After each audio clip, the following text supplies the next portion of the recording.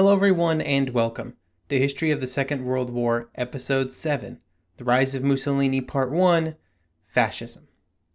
This podcast is supported by listeners just like you, and for that support they are given special members-only benefits, like ad-free versions of all of these episodes, plus special monthly episodes over on Patreon. This week has seen the largest number of new supporters in the history of my time doing podcasting. And so I would like to thank Philip, Jackson, Dimitri, Russell, Patrick, Maxime, Craig, Jerry, Chris, Stephen, Carrie, Doug, Kevin, Alex W., Banked Ake, Aaron, Alex M., Roy, and Malcolm for becoming members, and to Don for the donation. If you would like to join that list, head on over to historyofthesecondworldwar.com/members to find out more information. During the period between 1917 and 1933, it's difficult to overstate the importance of political revolutions around Europe. Not all of those revolutions fit into the standard revolutionary template, with a group proclaiming their intention to overthrow the government, but many of them were truly revolutionary.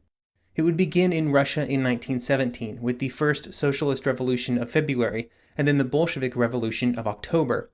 These revolutions in Russia would be followed by a brutal civil war that would not end until the mid-1920s. The German Revolution of 1918 and early 1919 would see the influence of moderate socialist parties solidified in Germany, but more radical groups were suppressed. Germany would be just one of several nations of Central Europe that would see their previous governments replaced by new ones, led by socialists and social democrats. These changes in governments, with a massive shift to the left, when combined with the increase in power and influence of the political parties on the left in many other European nations, caused tremendous concern all throughout the continent. It would result in many of those nations seeing a tug-of-war throughout the interwar period, as socialists and communists on the left strove against conservatives and reactionaries on the right. At times, this tension would escalate into violence, and in a few nations, it would cause radical right-wing nationalist groups to come to power. Nowhere would this shift be more impactful than in Germany, and in our topic of these episodes, Italy. Benito Mussolini would be the first leader of a fascist group to gain control of a nation when he became the Prime Minister of Italy in 1922. He would do so at the head of a group with a, let's call it, complicated set of beliefs that would change over time. At the core of these beliefs was concern and anger at the growing power of socialism and communism within Italy. Mussolini's march on Rome, and then his actions to consolidate his power within Italy, would be seen as an inspiration by other right-wing groups throughout the world.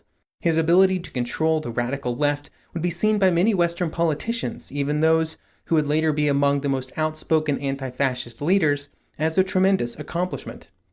While Mussolini would eventually become the one person in control of the Italian fascist state, he would begin as merely one of many fascist leaders within the country. In this episode, we will seek to answer the question of what precisely was the fascist ideology that drove the Italian fascists to gain support throughout Italy, and then in many other nations as well. It is a question that seems, upon first glance, to be easy to answer, but it will have many complications. We will then discuss the views of fascism held by its primary enemy, those political leaders in the socialist and communist parties throughout Europe, parties that from here on out I will probably just refer to as the left. This will just be the first of a 4-part series, as we discuss how Mussolini came to power, how he solidified that power, and then his actions after his position had been assured. Mussolini, like many leaders throughout the interwar years, had served during the First World War. He had fought on the Isonzo, and before the war he would best be described as a socialist. However, during the war and then after, he would become attracted to fascism and its principles. During these years, support for fascism would grow rapidly in Italy, which brings us to a very important question of what precisely was fascism. Before we try to answer that question, first let's discuss what early Italian fascists thought they were supporting, an answer which is incredibly varied. In the early days of fascism, they would try to lay claim to the idea that it was the natural outgrowth of the brotherhood experienced by soldiers who had fought during the war and in the trenches. They would claim that this spirit had brought Italy to victory, and it would help the nation reach new heights of power and prestige. It would also claim that Italy's victory had been taken from it in 1919 during the Paris Peace Conference when Italy was betrayed by her allies. These were incredibly broad concepts and did not specify an exact mission or course of action for fascism. This can be blamed on the fact that fascism, unlike its arch-nemesis socialism, was not based on an intellectual movement. There is not a fascist Marx or Engels, who had evolved theoretical discussions and decisions long before they were put in place. Socialists and communists of this period of history constantly and consistently referred back to the foundational ideas of Marxism, dating back to the Communist Manifesto and before. There was nothing like that in fascism, and because there was not a single unifying vision for what fascism was or should be, fascist movements throughout Europe and the world would diverge in both their actions and their end goals. This caused the movement to be very fluid. Some governments would borrow features of fascist nations to assist in their own goals, such as mass mobilization and the projection of strength, without fully embracing fascism itself. All of this has presented a problem for historians as they have tried over the decades to identify what fascism was, or is, and how it should be classified. Striving for a way to define and identify fascism has occupied a colossal amount of space in the study of the rise of Mussolini and other fascists. Almost every single book I've read on the topic, and most of the journal articles, have at least touched on the topic, if only to say that the quest for a proper definition seems to be never-ending.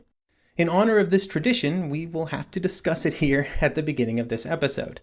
To quote historian Robert Paxton from his seminal work, The 5 Stages of Fascism, quote, "At first sight, nothing seems easier to understand than fascism. It presents itself to us in crude, primary images of chauvinist demagogue haranguing a ecstatic crowd, disciplined ranks of marching youths, uniform-shirted militants beating up members of some demonized minority, obsessive preoccupation with community, decline, humiliation, and victimhood, and compensatory cults of unity, energy, purity, pursued with redemptive violence. Yet great difficulties arise as soon as you set out to define fascism." End quote. One of the largest problems is one of details. Mussolini himself would often explain what fascism was in only the broadest possible terms, speaking of a single party, a single nation, a single leader. But what that party or nation or leader should try to achieve was often left to amorphous ideas of power, prosperity, and control. There was not a specific plan or a specific roadmap, and even in cases in which a specific policy was pursued, that specific policy might be changed based on the situation. To quote R.J.B. Bosworth from Mussolini's Italy, Life Under the Fascist Dictatorship 1915 to 1945, quote, "As Mussolini told Franco in October 1936, what the Spaniards should aim at was a regime that was simultaneously authoritarian, social, and popular." End quote. However, this ambiguity was seen by many as not a weakness but a strength, or as fascist Camillo Pizzelli would say, above all else, fascism is, and must always increasingly become, a way of life.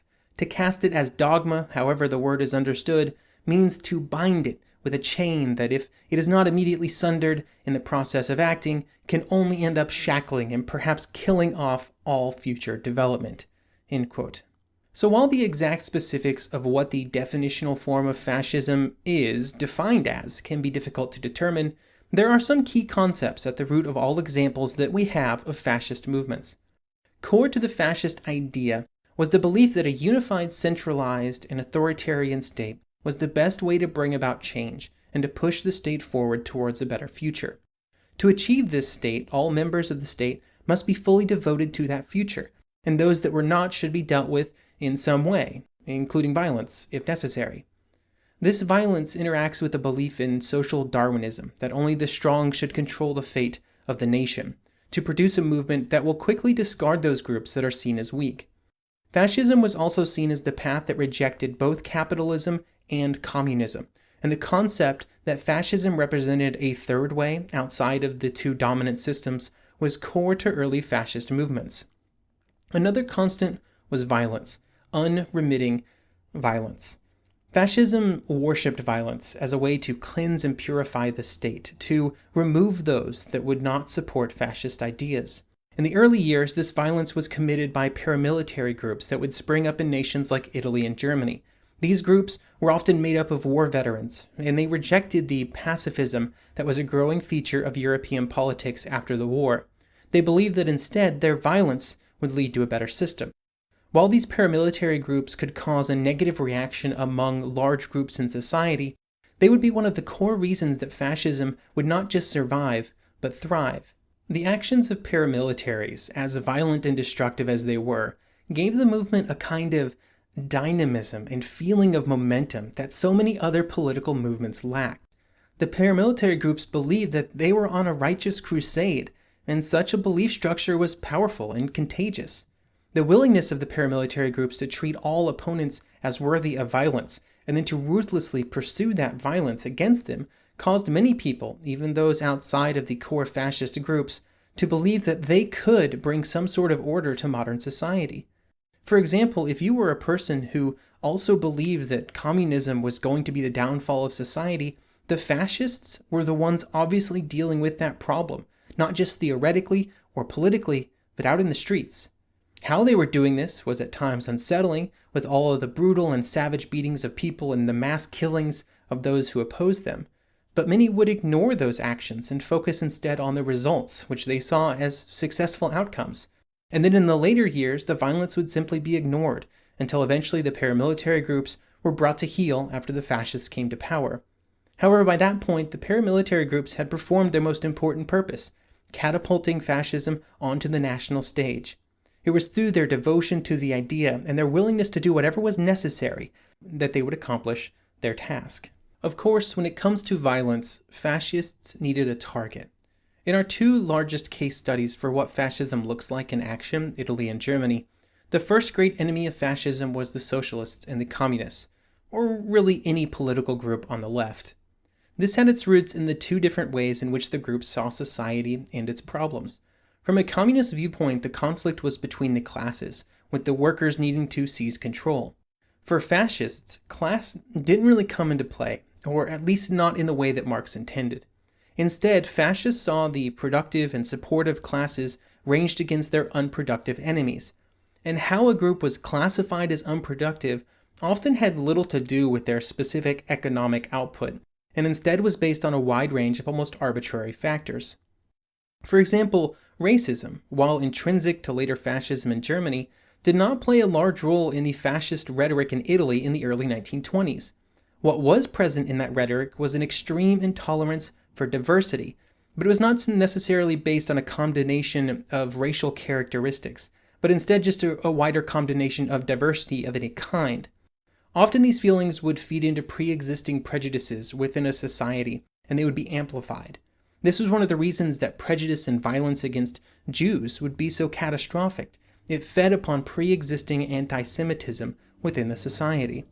The support for anti-communist rhetoric followed this pattern as well. There were many groups around Europe in a variety of countries that were incredibly fearful of communism spreading into Western Europe. The fascist movement would tap into this fear and use it both to gain supporters, but also as an excuse for their violent actions. However, this is just one example of the driving need of fascism to find enemies. They saw violence as a cleansing action for society, a necessary step, and that required enemies, either internal or external, that could be the target of that violence. One final piece that is important to understand when it comes to fascism is that fascist movements are often ready and willing to change. When you compare some of the radical rhetoric of fascist movements early in their path to power, they often bear little resemblance to what they would actually do once they were in power. Early Italian fascism contained ideas of radical social change, changes that might easily be compared to those advocated for by socialists. But once Mussolini sought to take the final steps into power, these were all cast aside.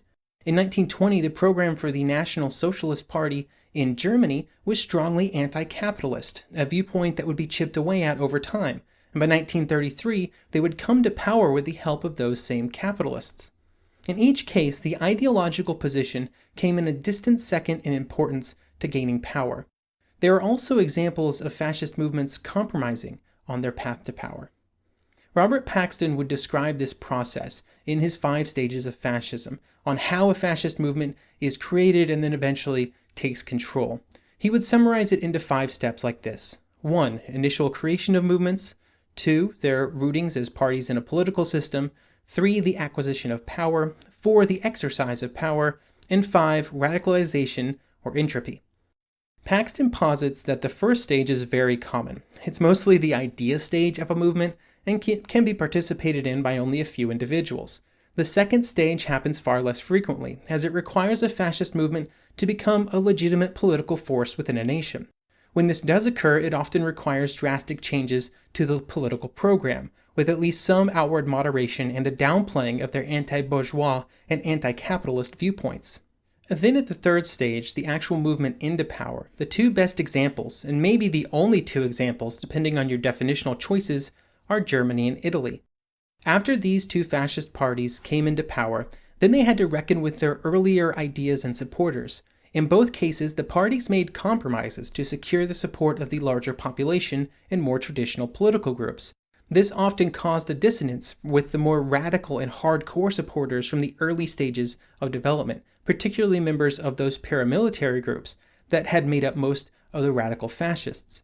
These supporters were critical to fascist leaders as they sought to gain power, but then they instantly became a liability as fascist leaders tried to solidify their power. How they were dealt with would change based on the nation, but they would have to be dealt with, which will be a topic for later episodes. Up to this point in the episode, we've mostly discussed the most ardent supporters of fascism, the leaders of the movement, and then those members of the paramilitary groups that supported them with violence. However, the support base for fascism was much larger than just this fanatical core. This support came from a wide variety of places. For example, in Italy, one of the early support groups was the rural middle classes, the landowners, sharecroppers, and tenant farmers of northern Italy.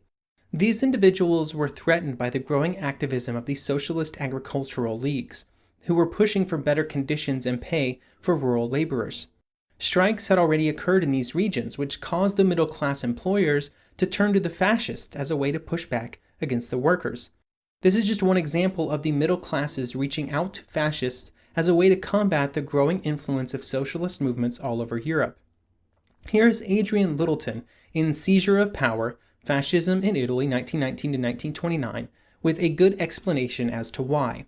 Quote, "To the petty bourgeoisie and even the professional classes, faced with the serious decline in living standards and with their social function denied by proletarian socialism, fascism offered not only psychological reassurance, but a means of overcoming the fatal defect of disorganization which rendered them helpless in the faces of the pressures from the forces of organized capitalism on one hand and the trade unions on the other." End quote. These connections between the fascists and the middle classes were very important. It provided them with money and connections at a time when both of these were incredibly important to the future development of the fascist movements. I will also say that it's important not to overstate the wide-ranging support for the fascists in the early years of their existence. During these years, while the mass support was nice when they could get it, they relied far more on the fanaticism of their followers than on the support of a large portion of society. One of the core beliefs of fascism was that the left was the enemy of the state, and that it had to be eradicated. For their part, those on the left also viewed fascism as a real threat. It seems only appropriate here in this episode to look at how the political leaders on the left viewed fascism during this period. When looking at these viewpoints, it's clear that for everybody outside of the fascist groups themselves, they were all grappling with the ever-evolving nature of fascism, and it was a challenge for them to properly define fascism and to try and determine a proper reaction to it. Or, as Gerhard Gotz would say in Austro-Marxist interpretations of fascism, quote, "When other groups in Europe were reacting to fascism and its rise, they were dealing not with a completed phenomenon neatly encapsulated between two dates, but as a living movement that was in constant states of flux." Or, as communist Palmiro Togliatti would say, quote, "Fascist ideology is nothing if not a chameleon. Look at a fascist ideology only in terms of the goal that fascism was aiming at, or aiming to achieve at that precise moment with that precise ideology." Even though the target was always shifting, there were many discussions and attempts to define the movement. At first, they would look at fascism from a classist perspective. In this view, they believed that fascists belonged to classes that were most directly threatened by a Marxist social revolution. The class most at threat by this revolution was the petite bourgeoisie, who were threatened not just by a social revolution, but also by the larger industrial capitalists. Or as Julius Bronthal would say in 1922, fascism was, quote, the brutal expression of the property-owning class's desire for domination, counter-revolution in its modern form of militaristic violence. The capitalist class was seeking to upset the equilibrium of class forces between, on the one hand, the economic hegemony of the bourgeoisie, and on the other, the political power of the proletariat. This connection between fascism and capitalism was solidified by the time of the Fifth World Congress of the Comintern in 1924. At the Congress, fascism was also connected to both just a poorly structured proletarian revolution and the contamination of communist movements by social democrats. The resolution from the Congress would say, quote, in its social structure, fascism is a petty bourgeois movement. It has its roots in the middle classes, doomed to decay as a result of the capitalist crisis. End quote. Deeply rooted in the left's definition of fascism was that it was created by and supported by capitalists, and especially those capitalists least secure within society. This viewpoint also explained why fascism had so much support among younger individuals, as they were less likely to have a secure position within society, especially in those areas most negatively affected by the First World War, where those entering adulthood had so many problems finding their way. The reason for these issues, according to many Marxists, was capitalism itself, and fascism was just an outgrowth of that issue. Or as Austrian Marxist Wilhelm Ellenbogen would claim, the success of fascism was linked to certain developmental tendencies in capitalist society. There was also some belief within Marxist leaders that fascism, without a central driving force, was destined to eventually self-destruct. One example of this line of thought came from the Austrian Social Democrat Otto Bauer, and in general, this viewpoint was due to a severe underestimation of the ability of fascists to change their positions and to navigate the difficult waters between maintaining the support of their most radical followers and gaining the support of leading capitalists.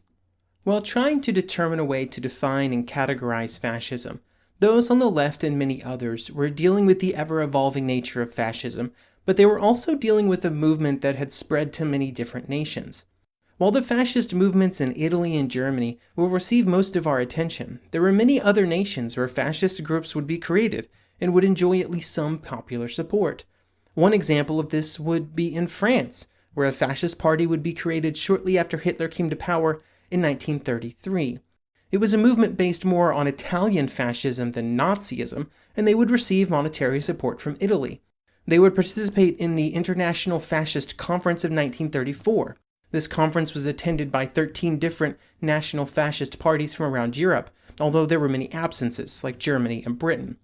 Representatives at the conference would disagree on many specific policies, but it's a good example of how widespread and pervasive the fascist movement was in Europe in the 1930s. Next week, we will begin a more detailed discussion of fascism in just one nation, Italy, and what that looked like and what that meant, what they believed, and what they hoped to achieve. Thank you for listening, and I hope you will join me next episode for that discussion.